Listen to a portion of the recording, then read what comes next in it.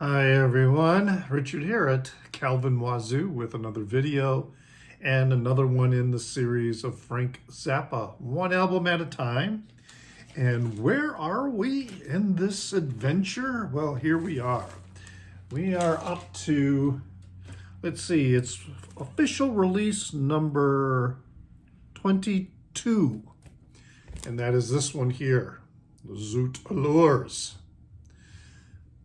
Front and back. This is a Zappa Records reissue on this blonde label.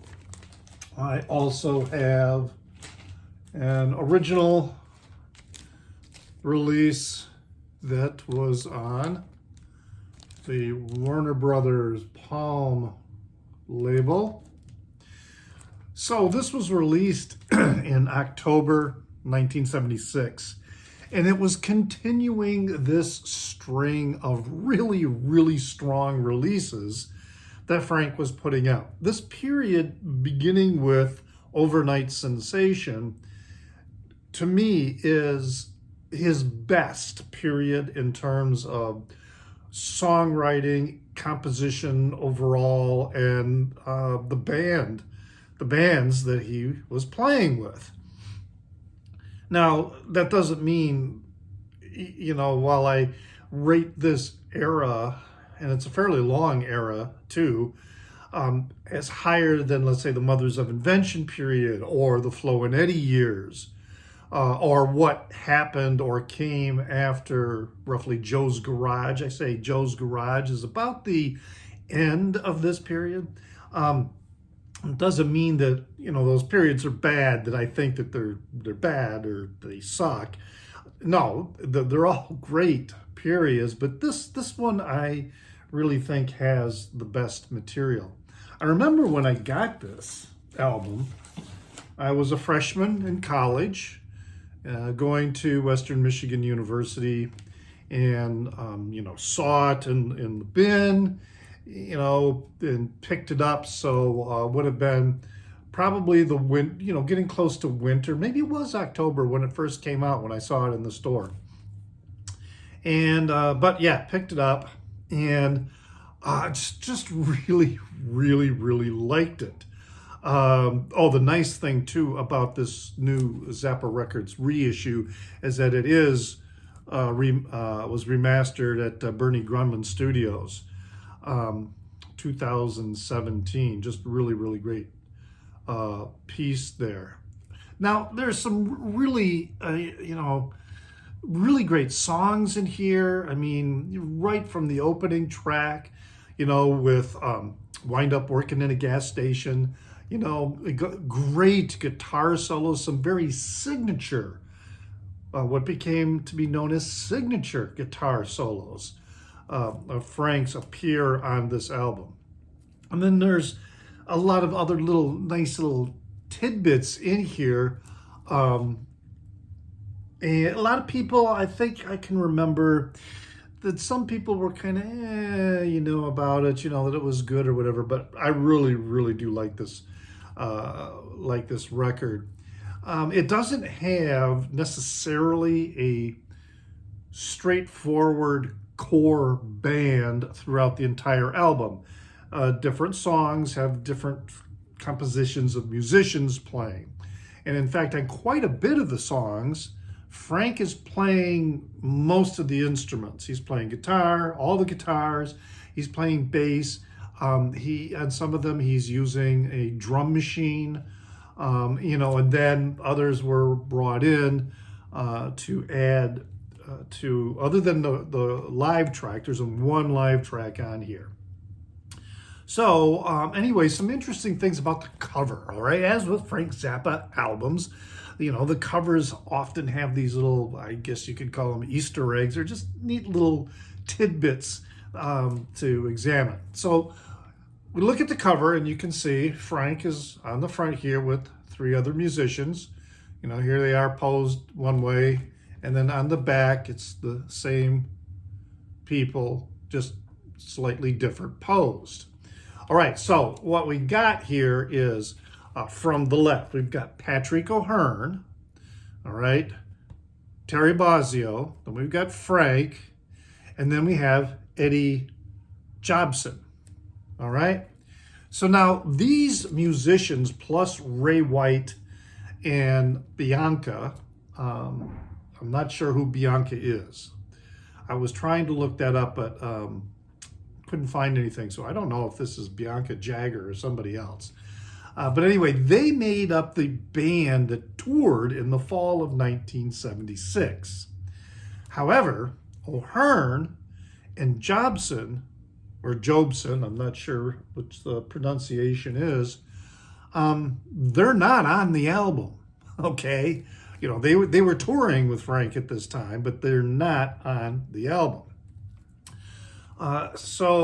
Now you got O'Hearn, of course, is a bass player, and then of course Terry Bozzio is drums.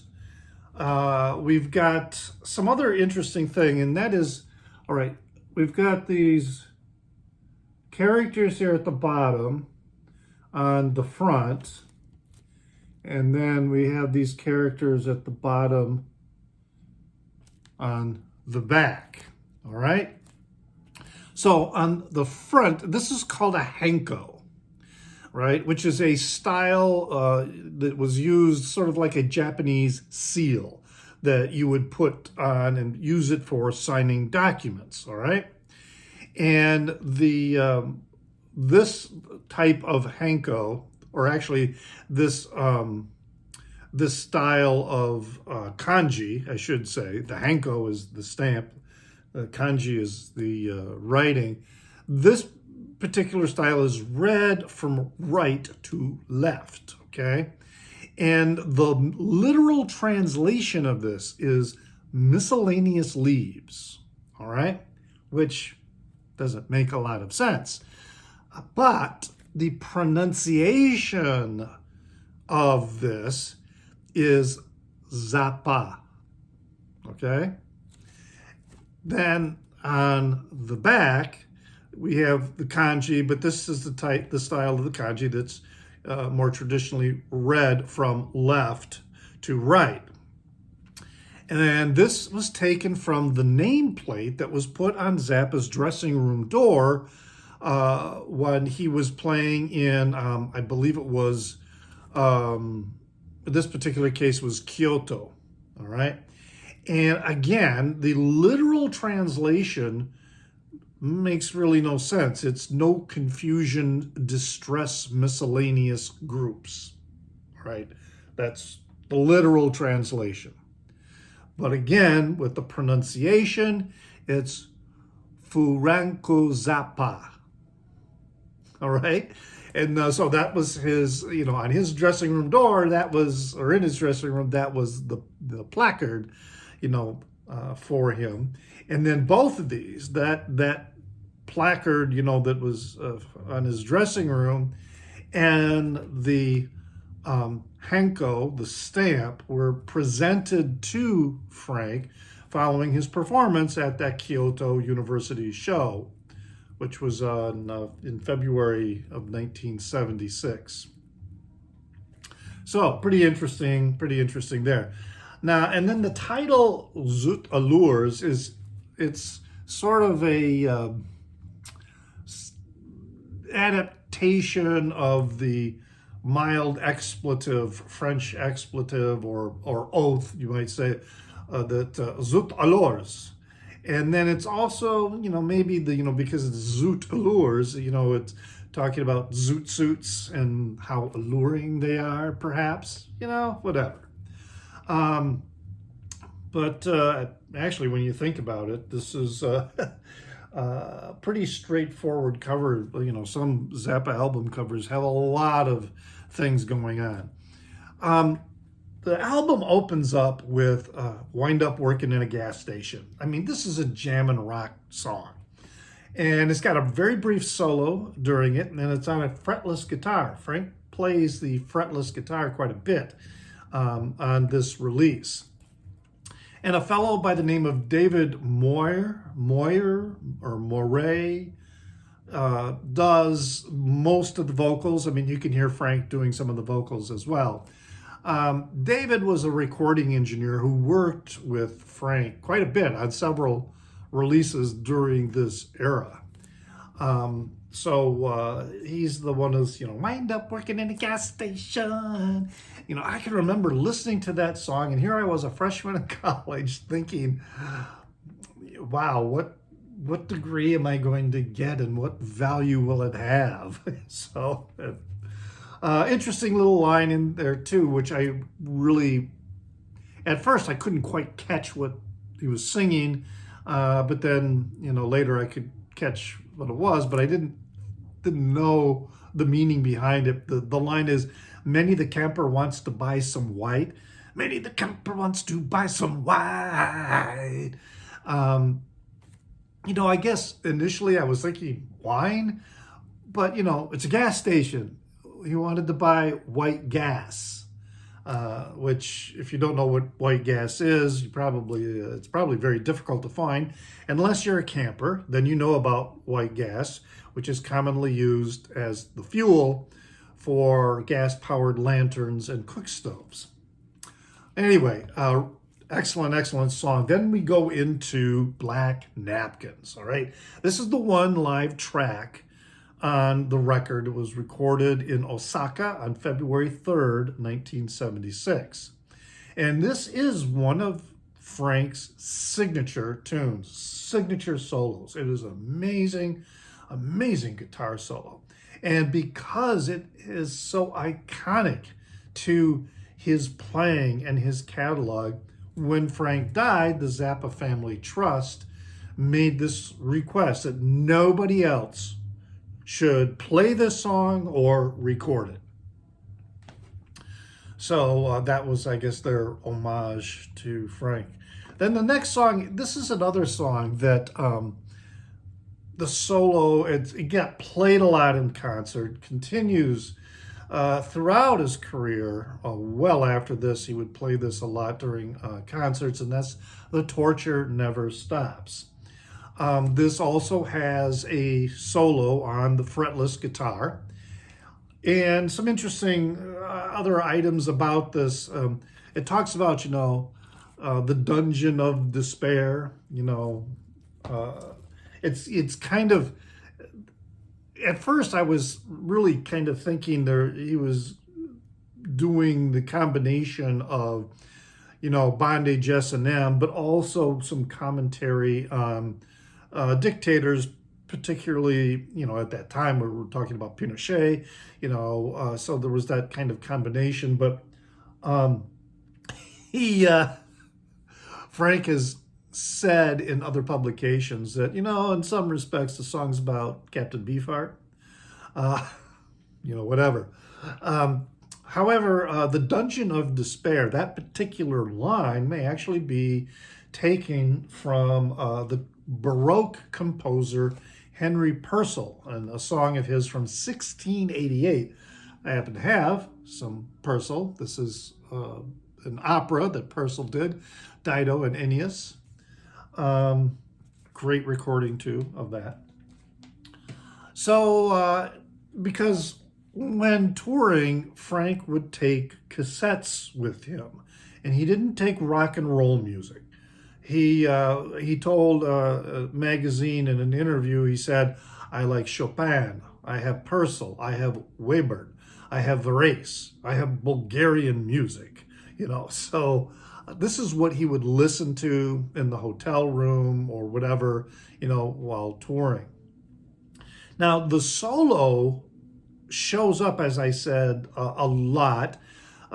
He played the song often in concert, shows up in other live performances.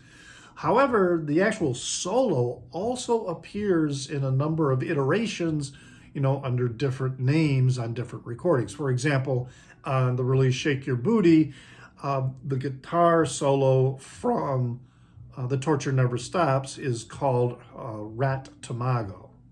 That is a solo from The Torture Never Stops. This is followed by Ms. Pinky, which, again, is just a silly song. with a really heavy beat, and it's about a blow-up sex doll. All right, it's got the line, 69.95, boy, give her a try. Well, that 69.95 is how much it cost, because Frank was in, I think it might have been Amsterdam, might have been Copenhagen, but he had heard about this toy and he sent somebody out to go buy one. All right, and so they brought it back, and they had their little fun with it, and then he wrote a song about this blow up doll. The harmonica in that song, which is just really shrieking, killer harmonica, is Captain Beefheart playing the harmonica, but he goes uncredited in that song. This is followed by a song that's probably, well, actually, opening side 2 is the next song, and that's Find Her Finer, which is, just a silly song, Frank giving advice on how to seduce women. So, right, don't try and be smart, okay? Just play it straight from the heart. Then this is followed by Friendly Little Finger, which is an instrumental piece that has an interesting origin. He wrote it and recorded it in a dressing room just before the concert at Hempstead, New York. This would have been in October of 1975. So, so he and I think it was Roy Estrada, who was uncredited for the bass. It was called drone bass. So they played those two parts together inside the dressing room before the show, and they recorded it. And then later, Frank added the overdubs of other instruments, etc., to go into that. And there is apparently no recorded example, and not even in bootleg form. And I've got a ton of bootlegs that are on an electronic external drive. And yeah, I don't know of any live performance of that song that was ever done, let alone recorded. However, a portion of that song was used in an episode of Duckman. So I had the Duckman, DVDs. And if you are familiar with the series Duckman, Jason Alexander voices Duckman, but one of Duckman's son, Ajax, is voiced by Dweezil. All right, so then the next song is Wonderful Wino, and this has an interesting origin as well. It actually goes back to 1969. Is when Frank started writing it. And then it eventually, as it became Wonderful Wino, it, was sort of a nod. The title became a nod to George Carlin's Wonderful Wino radio routine that was done in the early 1970s, which I will have a link in the Down Under to a George Carlin, video of him performing that. Well, you'll have the audio anyway of him performing that routine. Funny, little song just about a, Wino stumbled down the gutter and busted my head. So good song. And we get another instrumental track after that, the title track, Zoot Allures. And this is one of those songs where you can say that he's got a little bit of, he has other people playing the other instruments. Frank is only playing the guitar, and it's pretty much a, instrumental built around a guitar solo that also became iconic or a signature piece that, again, the Zappa family trust said after Frank died, they wanted nobody playing this song or recording it. So, and then we come to the closer, which is Disco Boy, which Frank is playing most of the instruments on here, and he's using a drum machine, which you can definitely hear in there. And again, the inspiration for the song is fairly comical. He was at a disco, a Danish disco. Well, when they were touring in Europe, I can't remember if it was Copenhagen or if it was someplace else.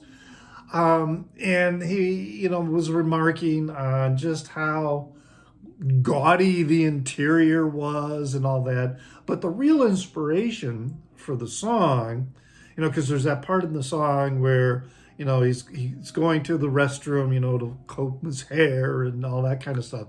Well, that came from Frank's own observations while he was there, because he went to the restroom, and that's what these guys were doing. They were coming into the restroom not to pee, and they would kind of, futz around or whatever until they were sure that nobody was around or nobody was watching them, and then they would, primp and check how they looked in the mirror.